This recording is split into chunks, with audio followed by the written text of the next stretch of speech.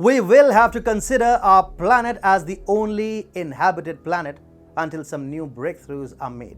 We are a world of almost 8 billion people. There are 858 million malnourished people in the world, 803 million obese people in the world, millions of white-skinned people, millions of black-skinned people, millions of brown-skinned people, people with blonde hair, black hair, brown hair, red hair, people who don't believe in God, people who believe in God, people who worship their gods silently, people who want to enforce their gods on the world. Short people, tall people, smart people, foolish people. This is not just a planet. It's a sum total of a billion cacophonies of all sorts. A planet where order and chaos coexist together, where violence and peace coexist together. I come from India, home to 1.38 billion people, home to Sanskrit, the oldest language, home to oldest inhabited cities, and home to Hindu Dharma, the oldest civilization. We have more than 400 rivers, more than 4,000 cities, and more than 400,000 villages. Our borders touch the mighty Himalayas in the north, the Arabian Sea in the west, the Indian Ocean in the south, and the Bay of Bengal in the east.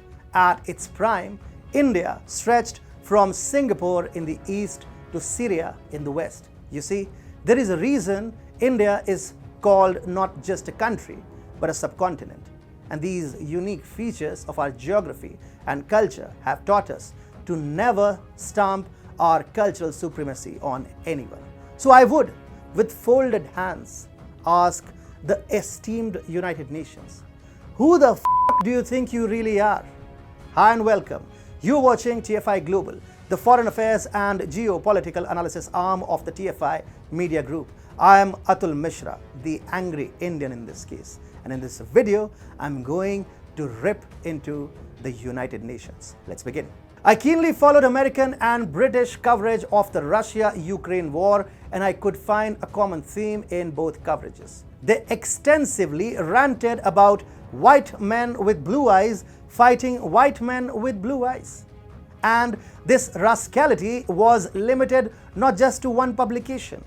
The same line was parroted by one god-forsaken portal after another, one effing channel after another, one media twat after another, and then the giant arsehole, otherwise known as the United Nations, went ahead and conducted an emergency meeting of the United Nations General Assembly to condemn Russia's aggression against Ukraine. Why, may I ask?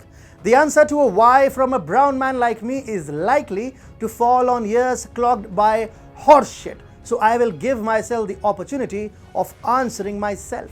First of all, I don't hate white people. In fact, I love them. I have been a vocal critic of BLM and Antifa. I have been a vocal critic of Biden's shit-all border policies, but I loathe the blatant racism of the United Nations. UN conducted an emergency UNGA session only because it was a white man's war. If this is not racism, then I don't know what is. Let's just take the list of battles in the 21st century as an example to prove the UN's racism. US invaded Iraq, US invaded Afghanistan, US invaded Syria. Millions of Iraqis, Afghans and Syrians perished. The United Nations never thought the need of conducting an emergency UNGA session. Hey, it's me, Atul. I started this channel. We started small, we went big. Suddenly, the whitey police was after us. We dodged and ducked, but the algos got us really bad. So we designed our own app. It's free. We never asked for money, we never will. But the droid called us too sensitive and blocked us. We still have an Apple app. Join us and fast, because if you don't, we will cease to exist. Check out the link in the description. In 2002, South Korea and North Korea fought a limited war. Hundreds died. The United Nations never thought the need of conducting an emergency UNGA session. 300,000 men perished in the war in Darfur, 100,000 in Second Congo War, 377,000 perished in Yemen, and over 100,000 got killed in the Tigray War. The United Nations never thought the need of conducting an emergency UNGA session.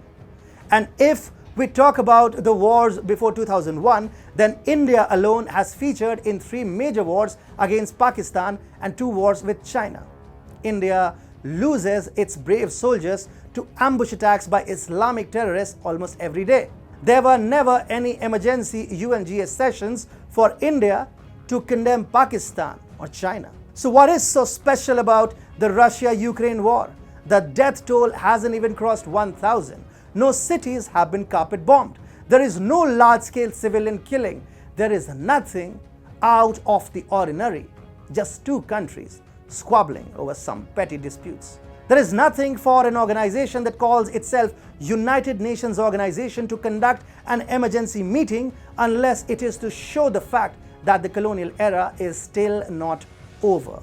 And while the balance of power may have shifted from the Atlantic Ocean to the Indian Ocean, the firmware of the lawmakers in the West is still awaiting a critical update. Laughable. The emergency UNGA session was, of course, NATO's attempt at whitewashing itself after the Russia-Ukraine debacle.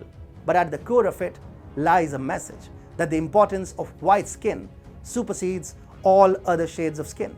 It's racist, but it is the reality. From a country that wrote Kama Sutra, I could suggest 100 ways to the lawmakers in the West to go f themselves. But I will end this with a namaste. May Paramatma, who is the Supreme Being, give you peace and wisdom to overcome this ailment.